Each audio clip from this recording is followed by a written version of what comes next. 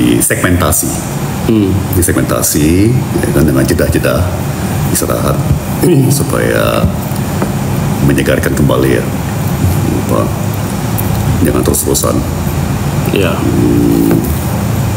Pokoknya belajar itu pada akhirnya ya, tidak ada rumus yang sama yang bisa dipakai semua orang. Nah itu diingat tuh. Jadi apa yang mungkin buat orang lain pas, belum tentu buat kita pas. Kita harus cari ritme yang paling pas untuk kita sendiri, ya. Pak Anies kacamata udah baru kah? Ya, udah baru pas habis kejadian. Jadi begitu kejadian rusak. Jadi, Tom, I don't know if you notice that. I didn't notice the new glasses, but I saw the story. I saw the story. Yeah. It was, I mean, new, but the same style. Iya, makanya Sama.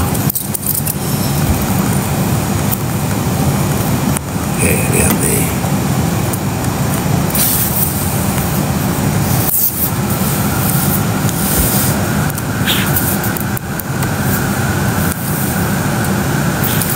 Ada yang tanya nih, besok bener ke Bantul, Mas Anies? Ya betul, besok rencana pagi di Bantul. Sebenarnya besok itu harusnya ada acara Desak Anies di Jogja. Nah, tapi tempatnya udah dapat izin, jadi barusan tadi dapat kabar. Rupanya izinnya dicabut. Jadi udah dapat surat izin dari pengelola, sound lagi dipasang, tapi tengah-tengah proses persiapan buat besok ditelepon izin dicabut. Jadi sekarang teman-teman di Jogja sedang mencari tempat baru. Jadi kita tetap semangat. Namanya juga Desak Anies kan terdesak juga nih begini. Nyari tempatnya aja didesak gitu. Apalagi nanti diskusinya. Tapi saya sering bilang nih Tom sama kan ada yang tanya gimana Pak ngadepin tekanan-tekanan begini. Saya bilang seberat-beratnya tekanan yang kami hadapi itu masih lebih ringan dibanding tekanan ekonomi yang dirasakan keluarga-keluarga kita. itu setuju banget. Masih lebih ringan dibanding tekanan mencari pekerjaan yang dialami anak-anak muda kita. Setuju banget. Dan kita di sini sedang berusaha mengubah kondisi keluarga itu, mengubah kondisi anak-anak muda itu. Jadi kalau untuk melakukan perubahan itu kita harus menghadapi tekanan, ya kita hadapi. You know, I remember this. Ada satu kalimat teman-teman yang mungkin apa ya selama ini jadi pegangan saya juga. Kalimatnya begini: when the going gets tough, the tough gets going. Ketika perjalanan kita menghadapi tantangan, maka yang menantang akan siap untuk melewatinya. Gitu kira-kira, itu cuma bebasnya ya. When the going gets tough, ketika perjalanan menjadi penuh tantangan, maka the tough balik gets going. Maka yang tangguh, yang ulet akan jalan terus. Jadi kita ingin bahwa nantinya perjuangan atau usaha kita ini akan membuahkan hasil Indonesia yang kembali merasakan kebebasan, di mana kegiatan-kegiatan bisa berjalan tanpa pelarangan-pelarangan. Kita semua ini orang-orang yang mencintai Indonesia. Kita semua orang-orang yang ingin Indonesia lebih baik.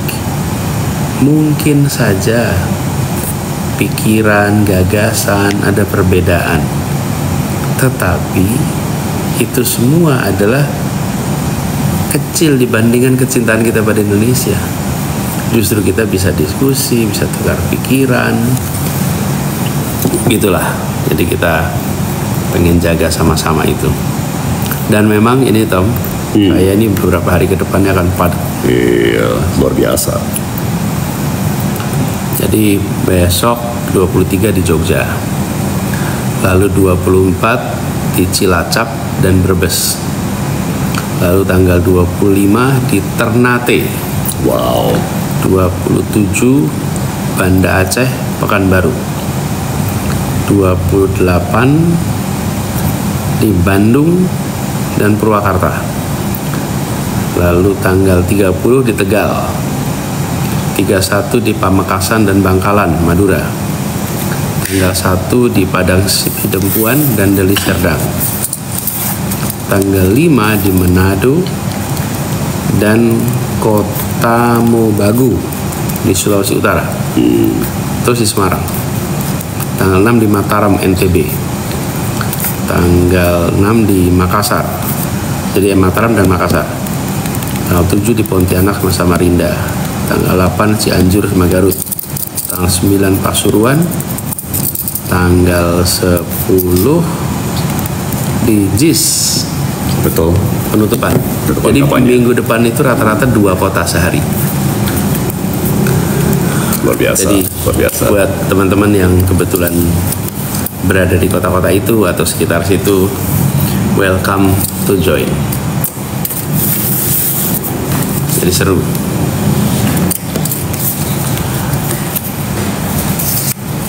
Kita coba lihat lagi ya, ini apa lagi? Bah, Om Tom ngasih wejangan, waduh hilang, ngasih wejangan. Ini apa nih? Nikah dulu atau mapan dulu? Oh, pertanyaan itu ya? You're fast. Kebetulan aja lagi lihat. Oke, Tom, apa jawabnya tuh kalau ada yang tanya gitu? Nikah dulu atau mapan dulu? Nikah dulu. Serius. Bagi saya sih jelas banget ya. Tidak ada momen, tidak ada saat yang tanda kutip sempurna untuk menikah. Ya. Jadi kalau dipatok gitu ya, saya harus punya uang segini dulu atau saya harus mencapai jenjang segini dulu, apakah di perusahaan atau di organisasi, itu jangan saya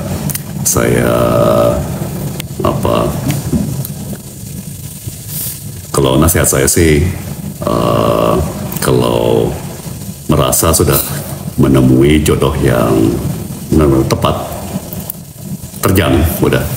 Jangan. Saya juga merasa begitu. Gini, pertama definisi mapan. Kapan mapan itu terjadi?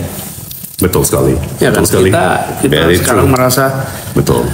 Kita merasa udah mapan, lihat orang lain, ternyata saya belum mapan. Betul. Itu. Betul. Jadi ketika sudah menemukan pasangan yang menurut kita pas, bismillah. Mulai hidup bersama dan bangun kemapanan itu bersama. Itu betul. Jadi nanti tidak ada istilah suami perjuangan, istri perjuangan, sama suami sukses dan istri sukses.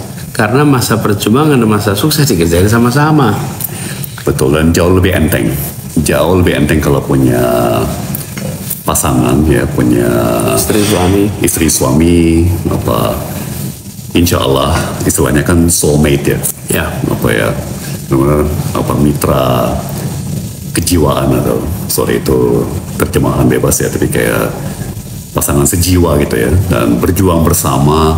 Tadi yang Pak Anies bilang membangun kemapanan, kesejahteraan bersama, membangun keluarga bersama, itu sebuah feeling yang nggak ada bandingnya ya. Jadi tapi sekali lagi dengan asumsi memang jodohnya cocok ya, pasangannya tepat. Kalau nggak tepat, jangan dipaksakan, menurut saya. Tapi itu yang jadi patokannya, bukan pencapaian dari segi keuangan. Betul. Atau dan gini, karir. Saya itu selalu pesankan ya, teman-teman pengajar muda Indonesia Mengajar, kalau mereka sudah pulang dari pengajar, pulang dari bertugas ya, kemudian saya akan menganjurkan mereka untuk mulai berkarir dan termasuk juga untuk mulai mencari beasiswa untuk pendidikan lebih tinggi. Tapi saya selalu dalam pesan-pesan saya menegaskan, rencanakan perjalanan hidup sebagai pasangan suami istri. Rencanakan perjalanan hidup sebagai keluarga. Jangan sampai kita melakukan semacam langkah untuk kehidupan kita, lalu kehidupan itu berubah karena menikah, seakan menikah itu bukan bagian dari rencana. Misalnya begini, saya dengar, ya karena saya menikah jadi saya akhirnya berhenti kerja, ya karena saya menikah akhirnya saya berubah pekerjaan. Jadi menikah itu harus memudahkan hidup, bukan menikah malah menyulitkan hidup. Tapi itu semua mulainya dari perencanaan. Jadi saya sering bilang pada teman-teman yang baru pulang nih habis mengajar setahun, mereka kan ketika jadi pengajar muda di Indonesia Mengajar itu mereka belum menikah, syaratnya belum menikah. Nah, pada saat itu saya bilang merencanakan masa depan dengan satuannya keluarga. Jadi saya setuju yang dibilang sama Tom tadi, bahwa menikah dulu, habis itu bangun bersama-sama, sehingga nanti insya Allah keberhasilannya adalah keberhasilan bersama, kebahagiaannya juga bersama, dan insya Allah berkah gitu ya. Lagi nih kita lihat lagi ya.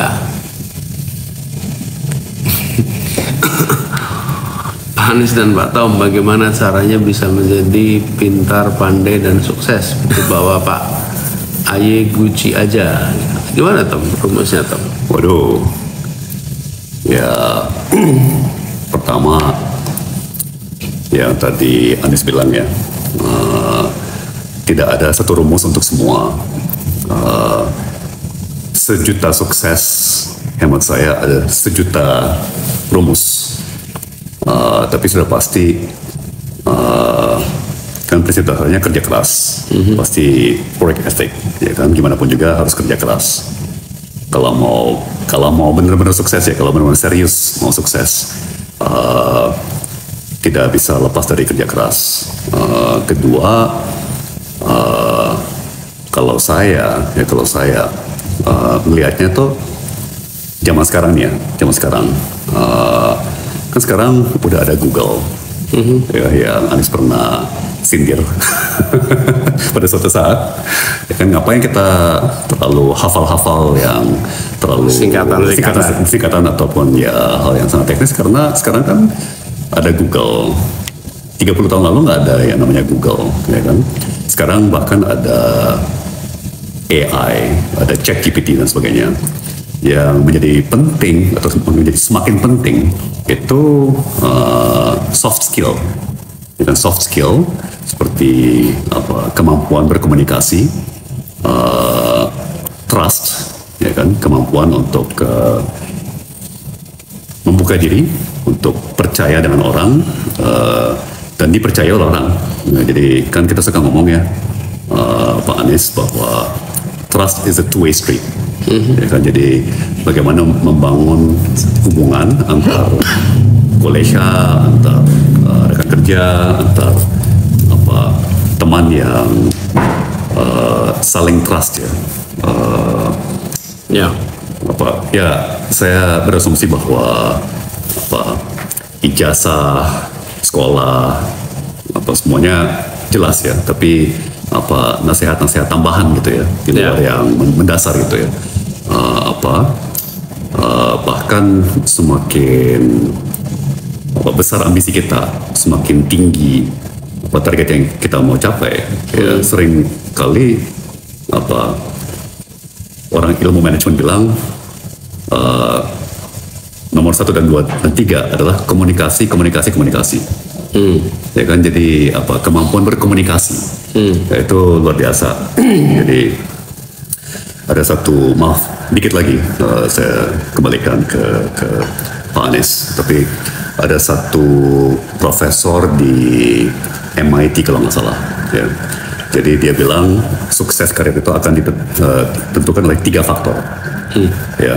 Seberapa pandai Anda bicara, seberapa pandai Anda menulis, kemudian baru seberapa pandai Anda berpikir, ya.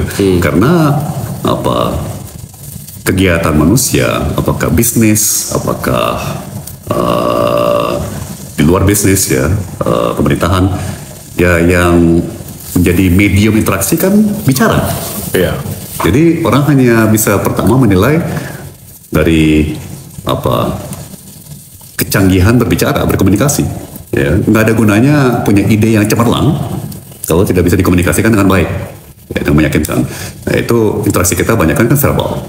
Kedua, interaksi melalui tertulis. Ya kan, nggak ada gunanya punya ide yang paling cemerlang kalau tidak bisa dikomunikasikan secara tertulis dengan baik gitu ya. Baru intelek dan kualitas pemikiran ya, karena sekali lagi nggak ada gunanya kalau hanya di kepala, ya harus bisa dikomunikasikan. Nerusin aja yang saya bilang Tom tadi, kan dia tanya sukses nih. Jadi seringkali sukses apa sih disebut sukses itu? Mungkin sukses itu salah satunya adalah berhasil meraih yang direncanakan. Nah itu sukses. Kalau tidak direncanakan berarti bukan sukses, kira-kira gitu. Jadi menang lotre itu bukan sukses tuh. Kalau kaya karena lotre bukan sukses. Tapi kalau merencanakan, lalu kemudian diusahakan, ada kerja keras dan tercapai, nah itu sukses. Nah kemudian nerusin yang sampaikan Tom tadi. Jadi bagi saya, kita, Tom, dan lain-lain, yang penting itu tadi sampaikan, membuat kita ini punya kesiapan. Apa sih kesiapan itu? Punya kompetensi, yang tadi disebutkan, punya skill, punya karakter. Jadi ada karakternya. Karakternya apa? Karakter kerja keras, kerja tuntas, ulet, tangguh. Itu karakter kinerja. Lalu karakter moral. Apa karakter moralnya? Jujur, berintegritas, rendah hati, menghormati orang. Itu karakter moralnya. Punya kompetensi, punya skill. Itu unsur kesiapan. Lalu ada satu lagi disebut kesempatan. Nah kesempatan itu di luar kendali kita. Sebagian kesempatan kita nggak bisa atur. Kalau kesempatan itu terbuka di depan kita, tapi kita tidak punya kesiapan, maka nggak jadi sebuah peluang yang bisa dimanfaatkan. Karena kita tidak punya kesiapan. Di sisi lain, kalau punya kesiapan nggak ketemu kesempatan, nah itu bisa bikin frustasi juga tuh. Tapi begitu kita punya kesiapan, begitu ada kesempatan terbuka. Terus tadi ada yang tanya di situ, saya lupa tadi namanya siapa. Karena kan Tom cerita soal trust. Kita tanya, how to build trust?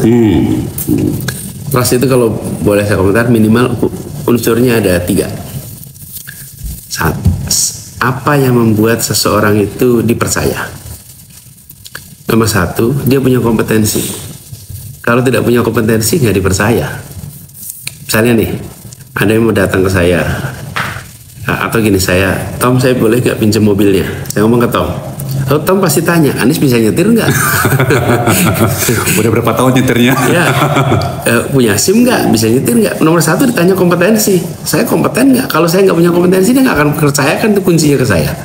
Karena saya nggak punya kompetensi. Jadi nomor 1 untuk bisa dapat trust harus ada kompetensi. Terus yang kedua, yang buat orang itu dipercaya apa? Kalau berintegritas, integrity.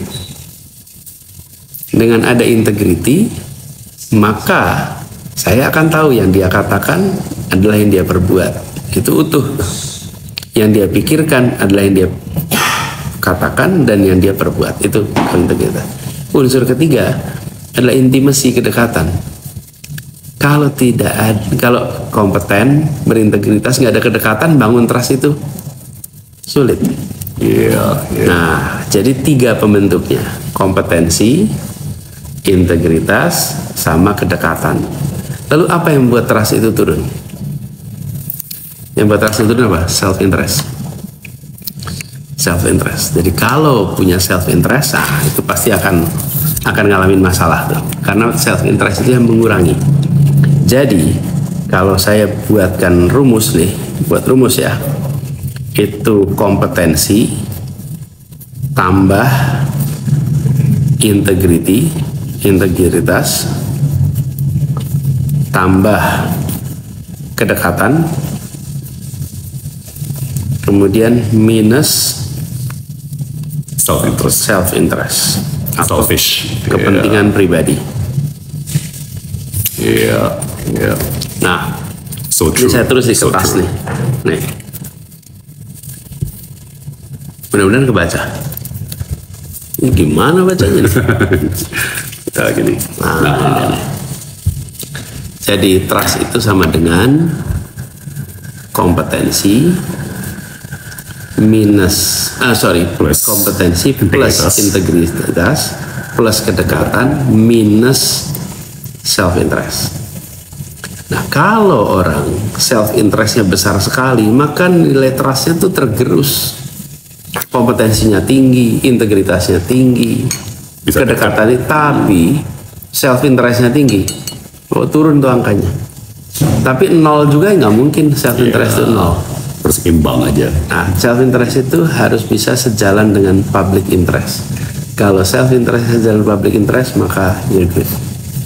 Jadi ini kira-kira pembahasan soal trust dan pembahasan soal sukses. Tonton udah malam. Kita bisa ngobrol terus pasti. Kita bisa terusin sampai malam. Tapi besok kita harus ada kegiatan. Saya besok berangkat ke Jogja. Jam 6 pagi akan berangkat. Dan ini masih ada satu pertemuan malam ini. Jadi masih ada satu pertemuan lagi. Baru besok pagi berangkat ke Jogja. Doakan agar semuanya lancar. Dan sebelum kita akhiri, mungkin Tom, do you wanna say a few words, last remark before we ended our live session at TikTok? Ya, terima kasih semua pertanyaan-pertanyaannya, teman-teman juga waktunya, perhatiannya, kita sudah memasuki periode kampanye terbuka, ya, dan kayaknya debat cawapres makin seru ya, makin intens, makin seru, dan cuma tinggal satu debat lagi ya, yang terakhir. Jadi kayaknya udah saatnya ya bersiap-siap untuk memproses semua yang kita saksikan dalam kampanye, ya kan, dalam proses pemilu, dan semakin dekat ya saatnya untuk menentukan pilihan. Masih ada waktu, tapi ya terima kasih atas sikap partisipatif ya dalam pesta demokrasi ini ya, yang memang begitu penting dalam menentukan masa depan. Dan kayaknya yang ini bagi saya ya historis, bukan cuma karena keadaan dalam negeri, tapi juga keadaan internasional ya.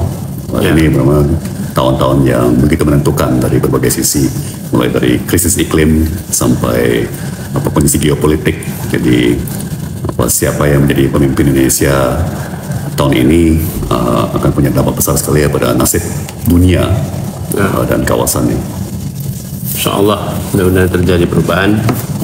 Dan buat teman-teman semua yang sekarang sedang bersama-sama di live TikTok ini, terima kasih sudah ikut. Terima kasih sudah ikut mendengarkan, terima kasih sudah ikut hadir. Dan apapun yang sedang dikerjakan, kerjakanlah dengan cara yang terbaik, dengan hasil yang terbaik yang kita bisa. Yang udah dikerjakan disyukuri, yang belum dikerjakan dipersiapkan untuk dikerjakan. Ini adalah awal tahun akhir kemarin kita bikin komitmen untuk punya capaian-capaian, pastikan on the right track. Kemudian jangan lupa, kalau boleh berusul, bagi yang masih bersama orang tua di rumah, selalu jadikan kesempatan untuk bersama dengan orang tua prioritas. Yang jauh dari orang tua, doakan orang tuanya. Dan buat orang tua ikut mendengarkan, doakan anaknya. Jadi perasaan kebersamaan dengan keluarga terus dijaga. Insya Allah dengan keluarga yang saling peduli, dekat, maka kehangatan itu akan tercermin dalam ketenangan dalam keseharian. Tenang menghadapi pekerjaan, tenang saat belajar. Kenapa? Karena di keluarganya juga tenang. Itu kita bangun sama-sama.